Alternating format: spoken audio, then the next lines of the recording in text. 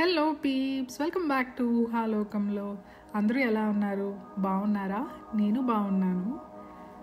మన గార్డెనింగ్ వీడియోస్లో ఇది సెకండ్ వీడియో అనమాట. లాస్ట్ వీడియోలో నేను గార్డెనింగ్కి సంబంధించి ఏమేమి ఐటమ్స్ తెచ్చుకున్నాము అనేదంతా షేర్ చేసుకున్నాను.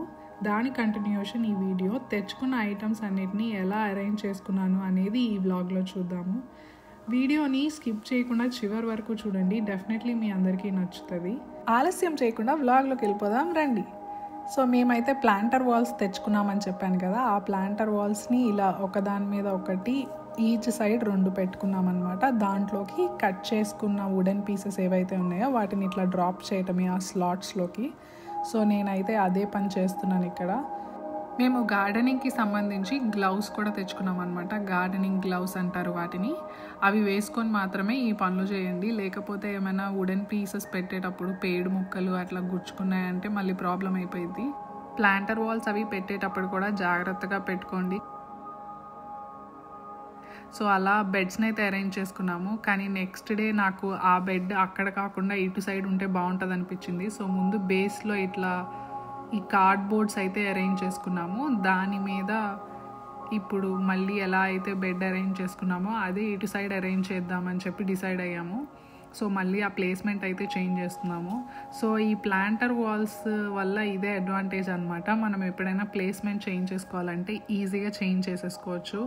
అదే ఇప్పుడు మనం వాటిని నెయిల్స్తో డ్రిల్ చేస్తే 2 మనుషులు కంపల్సరీ ఉండాలి అవి పక్కకు తీసి పెట్టాలంటే. అదే ఈ ప్లాంటర్ వాల్స్ అయితే జస్ట్ అట్లా పైకి ఎత్తేసి మళ్ళీ పెట్టేయచ్చు అనమాట. ఇలా స్లాట్లో అరేంజ్ చేస్తున్నాం చూడండి. మనకి చాలా అవైలబుల్ థింగ్స్ ఉంటాయి మార్కెట్లో. గ్యాల్వనైజ్డ్ బెడ్స్ అని, ప్లాస్టిక్ టబ్స్ ఫర్ గార్డెనింగ్ అని అట్లా. ఈ గ్యాల్వనైజ్డ్ అంటే ఇట్లా ఉంటాయి అనమాట, మెటల్తో ఉంటుంది. ప్లాస్టిక్ టబ్స్ ఇలా ఉంటాయి. ఇవన్నీ లోస్లో దొరుకుతాయి మనకి. ఓన్లీ థింగ్ మేము మూవింగ్ని దృష్టిలో పెట్టుకొని ఇవైతే ఈజీ టు మూవ్ అన్నట్టు చేస్తున్నాము. ఒక బెడ్ కింద కార్డ్బోర్డ్స్ని అయితే పెట్టేసాము. ఇప్పుడు ఇంకొక బెడ్ కింద కూడా అరేంజ్ చేస్తున్నాము. ఓవరాల్గా 2 బెడ్స్ కింద కార్డ్బోర్డ్స్ని పెట్టినప్పుడు ఇట్లా అయితే ఉంది. సో ఇప్పుడు మనం బేస్మెంట్ మొత్తం రెడీ చేసేసుకున్నాము. దీనిపైన ఫస్ట్ లేయర్ అంటే బేస్ లేయర్ మనం సెడార్ మల్చ్ వేస్తున్నాము. సో ఇది లోస్లోనే కొన్నాము. ఈ ప్రాసెస్లో మేము ChatGPT హెల్ప్ తీసుకున్నాం అనమాట. మేము ఇలా 2x6 గార్డెన్ బెడ్ రెడీ చేద్దాం అనుకుంటున్నాము. దానికి ఎంత మెజర్మెంట్స్ ప్రకారం మేము మల్చ్, సాయిల్ అవన్నీ తెచ్చుకోవాలి అని అడిగితే అప్పుడు ChatGPT ఈచ్ బెడ్కి 1.5 బ్యాగ్ మల్చ్ పడుతుంది, అలాగే 2 బ్యాగ్స్ గార్డెన్ సాయిల్ పడుతుంది, 1 బ్యాగ్ కౌ మాన్యూర్ పడుతుంది అన్నట్టు చెప్పింది. సరే అని యాజ్ ఇట్ ఈస్ ఫాలో అయిపోయి తెచ్చుకున్నాము. తీరా వచ్చి మొత్తం అరేంజ్ చేస్తున్నప్పుడు చూస్తే మాకు సరిపోయినట్టు అనిపించలేదన్నమాట. సో మళ్ళీ వెళ్ళి ఇంకొన్ని బ్యాగ్స్ అయితే తెచ్చుకున్నాము. ఓవరాల్గా మేము ఈచ్ బెడ్లో ఎలా వేసాము అంటే ఒక బెడ్కి వచ్చేసరికి 1.5 బ్యాగ్ వరకు మల్చ్ పట్టింది, అలాగే 4 బ్యాగ్స్ గార్డెన్ సాయిల్ పట్టింది, 2 బ్యాగ్స్ కౌ మాన్యూర్ పట్టింది. ఇది మాకు పట్టిన మెజర్మెంట్స్ అనమాట. 2 feet విడ్త్, 6 feet లెంత్ ఉన్న గార్డెన్ బెడ్లో మేము తీసుకున్న సాయిల్ మెజర్మెంట్స్, మల్చ్ మెజర్మెంట్స్ అవి. సో ఫైనల్లీ మేమైతే మల్చ్ని నీట్గా ఈవెన్గా అరేంజ్ చేసేసాము. దానిపైన ఇప్పుడు సాయిల్ వేస్తున్నాము. మిరకిల్ గ్రో కంపెనీ వాళ్ళది raised bed and garden soil అని ఉంటుంది. పింక్ బ్యాగ్స్ హోమ్ డిపోలో అమ్ముతున్నారు. సో అవి తెచ్చుకున్నాము. అండ్ దెన్ ఇట్లా బ్లాక్ కౌ కంపెనీ వాళ్ళది కౌ మాన్యూర్ కూడా. సో ఇవన్నీ మిక్స్ చేసుకున్నాము. మిక్స్ చేసుకొని ఆ మల్చ్ అంతా కవర్ అయ్యేలాగా మట్టితో అయితే వాటిని అటు ఇటు స్ప్రెడ్ చేసేసుకున్నాం. ఇలా పింక్ బ్యాగ్స్లో వస్తాయన్నమాట.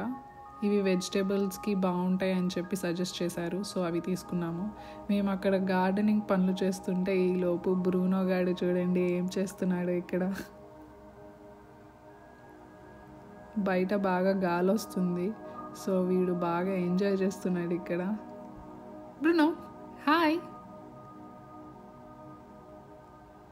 Good good boy Bruno. వాడి ట్రీట్తో ఆడుకుంటున్నాడు.